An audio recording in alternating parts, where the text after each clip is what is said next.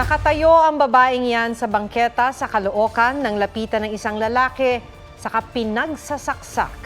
Kahit natumba na, binalikan pa siya ng suspect para saksakin ulit. Naaresto sa Cavite ang suspect na live-in partner ng biktima. Nagawa raw niya ang krimen dahil sa matinding selos.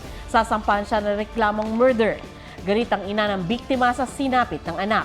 Kasunod ng insidente, kumalat sa social media ang mga post na may serial killer umanong gumagala sa Caloocan. Pero ayon sa Caloocan City Police Station, fake news ito. Pinabulaanan din ito ni Caloocan Mayor Along Malapitan. Isolated case daw ang pananaksak. Aksidenteng nahulog sa kalderong may mainit na sabaw ng batchoy ang 2 taong gulang na bata sa Iloilo. Dahil sa tinamong lapnos na matay ang bata. May report si Zen Kilantang Sasa ng GMA Regional TV. Hindi inakala ni Janet Gallardo na mainit na sabaw ang magiging dahilan ng pagkamatay ng 2 taong gulang niyang anak. Habang naghahanda ng pagkain sa lamay ng kanyang kaanak sa Carles, Iloilo noong August 8, hindi raw niya napansin na naglalaro sa kanyang likuran ang bunsong anak na si Kaiden. Nagulat daw siya na nakapasok na sa kaldero ng batchoy ang bata. Nadulas umano ang bata at na-shoot sa kalderong nasa sahig. Nabatyagan ko na lang, nakibot ako nga nagugampal sa ma'am, nakasulod na nakita ko saya, nagapungko na siya sa kaldero nga may saba mo tugin bakit ko sa dali, kagin nangayo ko tabang. Paglilinaw ni Janet, hindi kumukulo ang sabaw noon dahil 1 oras na ang nakalipas mula nang maihango ito sa kalan. Pero dahil mainit pa rin, 4th degree burns ang tinamo ng bata. Naisugod siya sa ospital pero binawian ang buhay nitong Martes. Comment nga, amo na ako nung ginabayan ko ng bata ko, nga misulod yung ko sa kaldero, aba Diyos ko, gatulog lang luwa ko sa mga comments ang bawo. Zen Kilantang Sasa ng GMA Regional TV, nagbabalita para sa GMA Integrated News.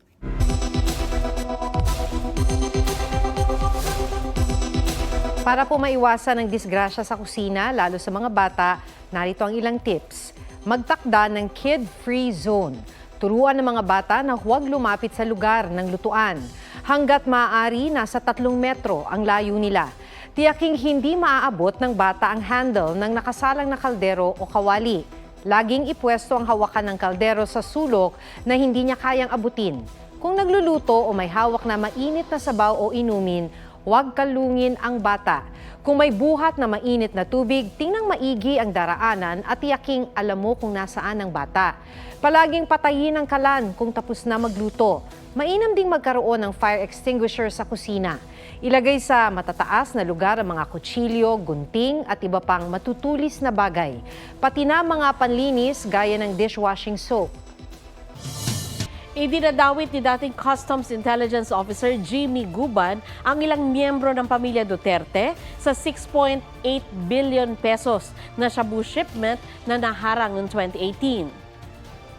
Jimmy, pag binanggit mo ang pangalan na to, pag binanggit mo to, mamamatay ka. Your Honors, alam niyo po ba kung sino yung mga tao na ayaw niyang ipabanggit? Na halos doon pa lang gusto na ako sipain, bugbugin. Si Pulong, si Mans, si Michael Yang, at ang sabi niya pa, mga kaibigan niya ni Bini, Antiporda, Paul Gutierrez. Sabi ni Guban sa pagdinig ng Kamara, sina Congressman Paulo Duterte, Attorney Mans Carpio na asawa ni Vice President Sara Duterte at dating Presidential Advisor ni dating Pangulong Duterte na si Michael Yang ang mga umunoy tunay na may-ari ng shipment. Base sa nakalap nilang intelligence report, nakatanggap daw siya ng panggigipit at pagbabanta kaya iba raw ang itinuro niya ng imbestigahan ng Kongreso noon ang issue. Nabilanggo raw siya dahil tumanggi raw siyang idawit si dating Senador Antonio Trillanes. Sagot ni Congressman Duterte, walang kredibilidad si Guban at walang basihan ang mga sinabi niya. Di raw sila magkakilala ni Guban. Ayon sa abogado ni Michael Yang, hearsay ang pagbanggit ni Guban kay Yang. Di raw kasama sa anumang shipping document at di rin daw consignee si Yang. Para kay dating DNR Undersecretary Benny Antiporda, kasinungalingan ang sinabi ni Guban. Di raw niya kakilala sina Guban, Yang, Carpio at Duterte. Sinusubukan pa naming makuha ang pahayag ni Carpio.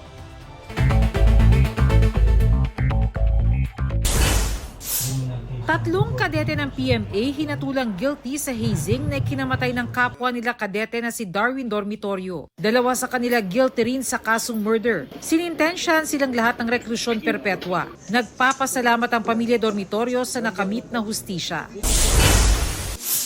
Kampo ni dismissed Mayor Alice Guo, naghain ng counter affidavit at humiling sa DOJ na buksan ulit ang investigasyon sa reklamong qualified human trafficking laban sa kanya. Dating Energy Undersecretary Alexander Lopez, itinalagang tagapagsalita ng National Maritime Council at sasagot sa mga issue sa West Philippine Sea. Itinalaga namang TESDA Director General si Negros Occidental Representative Kiko Benitez. Bernadette Reyes, nagbabalita para sa GMA Integrated News.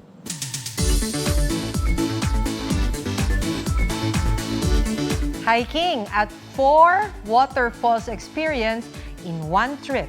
Yan ang alok na gala ng Miagao Iloilo sa mga nagbabalak magbakasyon sa nalalapit na long weekend. Gita Yurian sa report ni Ian Cruz. Tataas ang adrenaline mo sa dami ng mapupuntahan sa Iloilo. Waterfalls experience? Check. Hiking? Check na check yan dito sa bayan ng Miagao. Perfect getaway sa hikers gaya ng grupong ito. Not your typical hiking buddies dahil ang goal nila, hiking for a cause. Bukod sa pag-akyat at paliligo sa 4 na talon, highlight ng kanilang trip ang magbigay ng donasyon sa mga bata sa isang komunidad. Larga naman tayo sa Lagayan Abra at puntahan ang RRB's Falls. IG-worthy ang talon na tila ibinabagsak ng mga puno.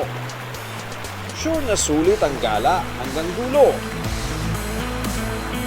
Sa iyong pag-uwi, water tubing sa Palsuguan River ang masusubukan. Ian Cruz nagbabalita para sa GMA Integrated News. Huwag magpahuli sa mga balitang dapat ninyong malaman. Mag-subscribe sa GMA Integrated News sa YouTube. Sa mga kapuso abroad, subaybayan nyo kami sa GMA Pinoy TV at sa www.gmanews.tv.